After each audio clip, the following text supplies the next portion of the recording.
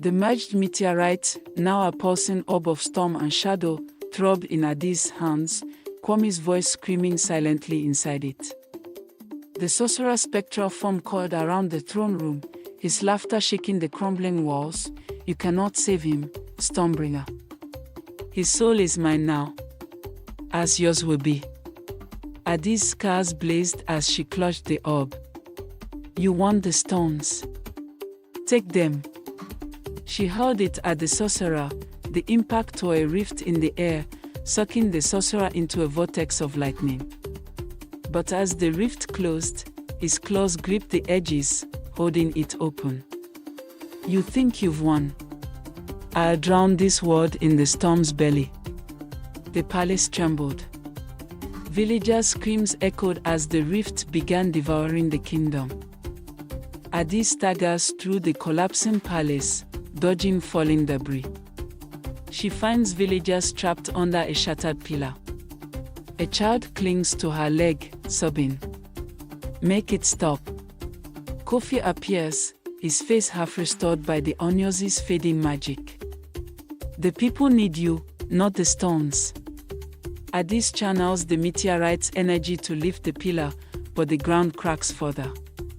I'm destroying everything, she mutters, then destroy wisely, Kofi says, tossing her a scroll, a fragment of Nkemderim's song. Adis plunged her mind into the meteorite, chasing Kwame's fading voice. She found herself in a starless void, the sorcerer's realm. Kwame knelt in chains, his body half consumed by shadow, Adis. His voice was a broken rasp. Why did you come back? You don't get to die a hero, she said, tearing at his chains with her bare hands. We finished this together. The sorcerer materialized, now a colossal hyena with galaxies spinning in its fur. You defy the inevitable. This realm is death. Then we'll drag you with us, Adi snarled. She unleashed her storm. Kwame's shadows surged. Together, they became a tempest of light and dark, shredding the sorcerer's form.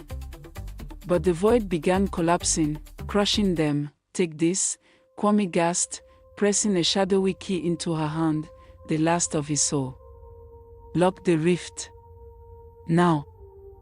Adis awakens with the shadow key searing her palm.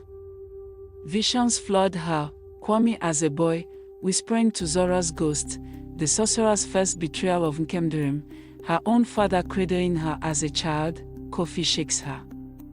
The rift grows. She grips the key. This isn't just his soul. It's ours. Adi stabbed the shadow key into the merged meteorite. The orb shattered, releasing a shockwave of starlight. The rift sealed, but not before the sorcerer's final curse struck her. Your bloodline will never know peace. The storm is eternal.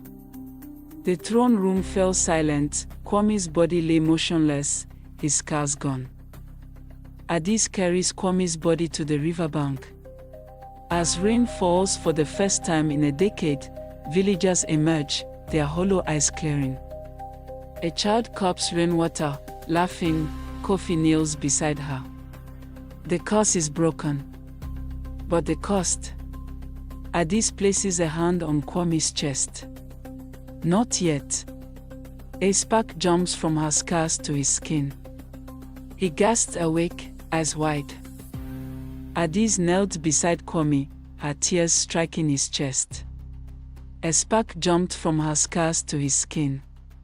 He gasped awake, his eyes clear. You idiot, he coughed. I told you to let me die.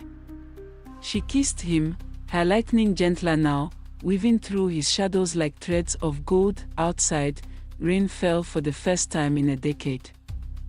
Adis and Kwame rebuilt the palace gardens, now lush with baobab saplings and jasmine. But the soil where the meteorite shattered remains barren. The land remembers, Kwame says, shadows calling around the dead rose. Adis plants a seed from Nkemderim's vision. Let it remember hope, too. Years later, Queen Adis and King Kwame ruled from a rebuilt palace, their magic now a balanced force, storms to nourish crops, shadows to heal blighted land. Their daughter, Amora, grew up hearing legends of their battle, but on Amora's 16th birthday, she wandered into the northern caves of Dahomey. There, buried in salt and bone, she found it, the second meteorite, eternal-sized twin, whispering her name. When she touched it, the stone dissolved into her skin. Her eyes flashed hyena yellow. "Hello, little storm," hissed a familiar voice in her mind. Adis awoke screaming, her scars burning. Kwame found her clutching a vision scroll, Amora, standing atop a pyramid of shadows, the reborn sorcerer bowing at her feet. "The storm is eternal," Adis whispered. Far away, Amora smiled, her shadow stretching into the shape of a crowned hyena. This stool waits for your voice. Subscribe or let silence drown your tale. Feed this fire. Like now. Or let the storyteller's breath grow cold. The bell tolls once. Ring it. Or let the next tale bury itself in sand. The wall between words is thin. And the stories are listening. The end of this story has succumbed, but new stories await the curious.